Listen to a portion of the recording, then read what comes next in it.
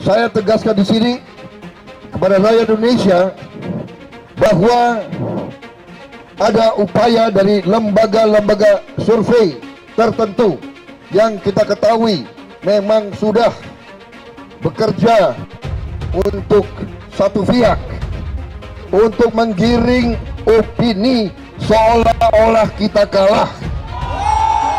Ibu Pertiwi sedang diperkosa, saudara sekalian. Kekayaan kita diambil terus, hak-hak rakyat diinjek-injek. Karena ini menyangkut cadangan strategis pangan kita, akan kita berikan kepada Pak Menhan. Pengamat mengatakan, kenapa tidak tugas presiden saja yang diberikan Jokowi ke Prabowo? Pak Menhan ini kalau urusan anggaran itu detail, berkali-kali dengan saya hampir apal di luar kepala. Ini Pak, di sini Pak, di sini Pak, udah saya juga merasa aman untuk urusan 127 triliun ini. Saya akan berusaha untuk berbuat yang terbaik. Tadi beliau ingatkan kepada saya dan semua jajaran, tugas Menhan sangat berat, harus ikut membantu Presiden Republik Indonesia khususnya di bidang menjaga kedaulatan, menjaga keutuhan wilayah.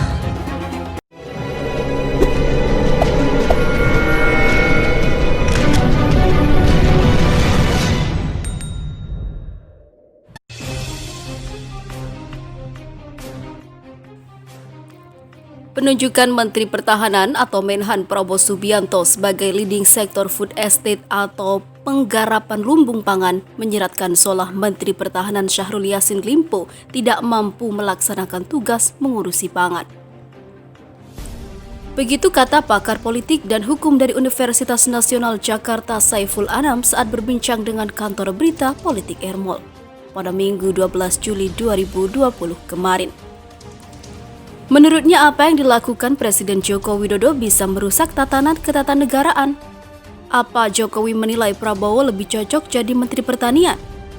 Kalau Jokowi merasa Prabowo lebih cocok jadi Mentan, tuker guling dong.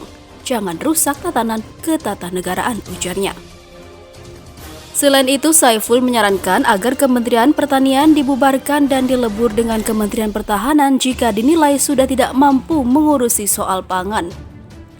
Lalu untuk apa ada kementerian kalau tidak bisa mengurus pangan? Sekalian bubarkan Kementan, lebur dengan Kemenhan, kata Saiful.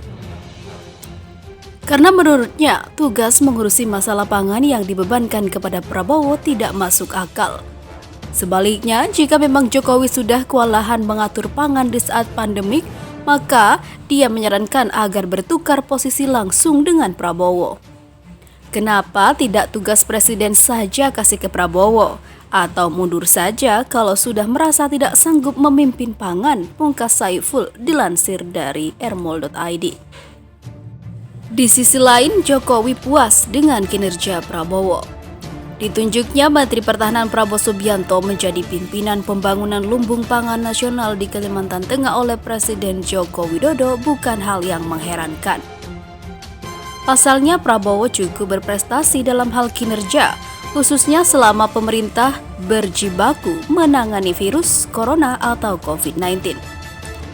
Begitulah dikatakan pengamat politik dari Universitas Islam Negeri Syarif Hidayatullah Jakarta Adi Prayitno saat dihubungi kantor berita Politik Ermol pada Sabtu 11 Juli 2020.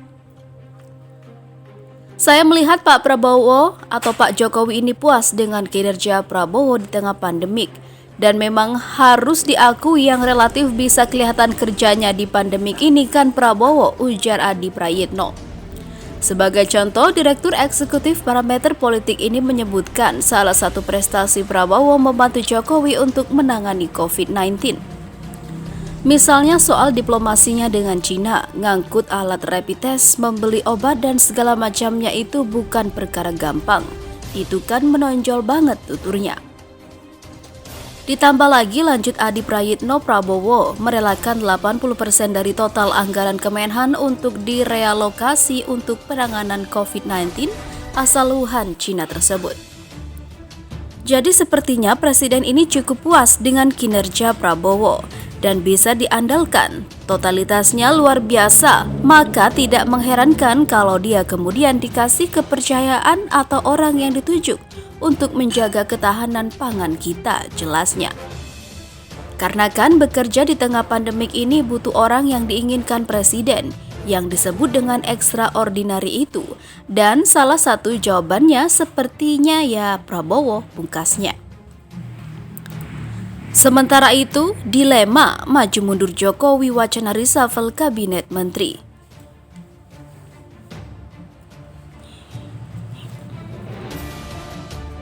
Presiden Republik Indonesia Joko Widodo telah membuka sendiri wacana kocok ulang atau reshuffle secara lugas tersurat dalam rapat kabinet yang digelar 18 Juni lalu. Kala itu, Jokowi menyatakan kekecewaannya terhadap kinerja para menteri Kabinet Indonesia Maju. Ia menilai kinerja para menteri biasa-biasa saja, padahal saat ini Indonesia tengah menghadapi pandemi COVID-19. Bisa saja membubarkan lembaga, bisa saja reshuffle. Sudah kepikiran kemana-mana saya, entah buat perpu yang lebih penting lagi, kalau memang diperlukan, kata Jokowi saat itu. Belum cukup Jokowi kembali menyentil kinerja para menteri dalam rapat terbatas soal serapan anggaran pada 7 Juli lalu.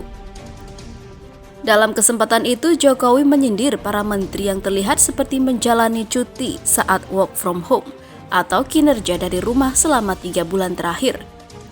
Saya minta kita memiliki sense of crisis yang sama. Jangan sampai 3 bulan lalu kita sampaikan kerja dari rumah, work from home, yang saya lihat ini kayak cuti malahan, ujar Jokowi.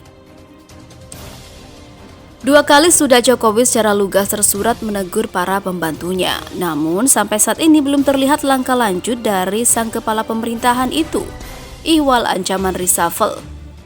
Menyikapi itu, pengamat politik sekaligus peneliti Indonesia Public Institute Karyono Wibowo mengatakan langkah reshuffle yang dilakukan Jokowi sebenarnya hanya menunggu waktu saja. Apalagi saat ini Kabinet Indonesia Maju baru bekerja selama 9 bulan. Biasanya atau idealnya, kata Karyono, reshuffle akan dilakukan saat sudah 1 tahun bekerja. Meskipun keputusan reshuffle memang merupakan bagian dari hak prerogatif presiden sebagai seorang pemimpin negara, Karyono melihat ada faktor lain juga untuk pemukulan gong. Masih ada tarik-menarik atau kepentingan soal reshuffle, tetapi saya yakin bahwa Presiden Jokowi akan melakukan reshuffle. Ini persoalan waktu, ucap Karyono saat dihubungi cnnindonesia.com. Dalam melakukan reshuffle tentunya ada berbagai hal yang dipertimbangkan. Karyono pun mewanti-wanti agar jangan sampai reshuffle yang dilakukan Jokowi justru mengakibatkan gejolak politik yang bisa menimbulkan instabilitas. Mempertimbangkan aspek politik dalam hal ini tentu mempertimbangkan masukan dari partai politik, meskipun presiden punya hak prerogatif untuk mengangkat dan memberhentikan menteri, tuturnya. Karyono menuturkan kepentingan partai politik tidak bisa begitu saja diindahkan dalam proses reshuffle. Kendati demikian, lanjutnya Jokowi pun diminta untuk tak asal terima begitu saja masukan dari parpol-parpol pendukungnya. Presiden jangan terima cek kosong, harus memberikan persyaratan, boleh dari parpol tapi kualitasnya seperti ini, itu jalan tengahnya, ucap Karyono.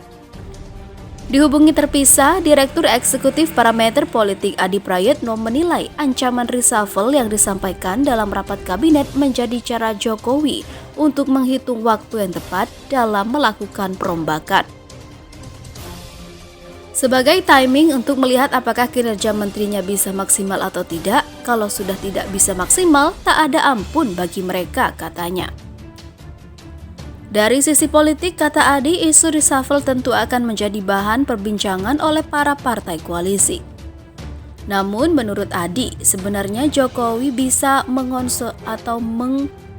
mengondisikan para partai koalisi dengan catatan tak mengurangi jatah kursi.